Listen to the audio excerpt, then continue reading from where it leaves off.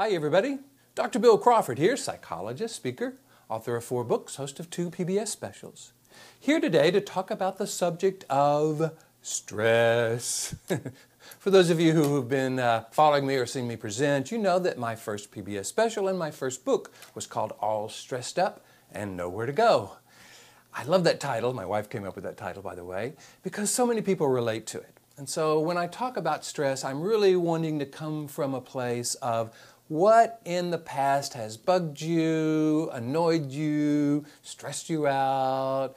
How have you found yourself reacting to situations maybe with anger, resentment, stress, annoyance, frustration, overwhelm, depression, resentment, any of that I call stress. And I like to look at it as a valuable signal. Now, sometimes that signal can be such good information that something is off. Maybe it's off in our relationship, maybe it's off in our job, maybe we're doing something we really don't want to do, don't really agree with, and yet we don't listen to that. We kind of have a tendency sometimes just kind of keep on doing it or push through. There's a quote that I'm using that I've used before that I love. I actually found this on a refrigerator magnet in Corpus Christi, Texas. It says, "Stress is what happens when your gut says no way, but your mouth says no problem." In other words, when we know on some gut level that something is off, something is wrong, we are in a situation that's incongruent with what we believe or who we are or what we would recommend to someone we love, or that there's something going on in a relationship or a situation that really needs addressing, we can feel it, we kind of sense it. But often we don't pay attention to it. In fact, we kind of put on a smiley face and say, no problem. So I think that may not be serving us because it's not allowing stress to be a signal. One of the things I talk about in my seminars is that stress isn't a problem. Stress is a valuable signal that something needs to change. Suffering is when we don't make the change. But we can't listen to the signal unless we recognize it as a valuable signal.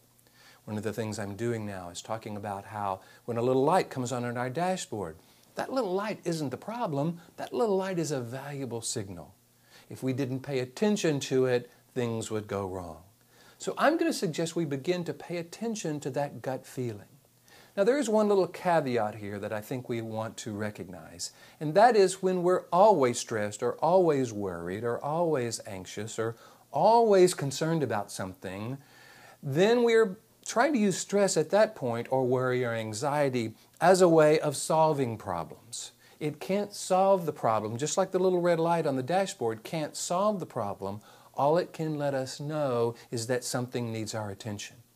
In order to pay attention to it in a way where we bring a solution to the situation versus just worrying about the problem, we have to be coming from that upper 80% of the brain, what I call the top of the mind.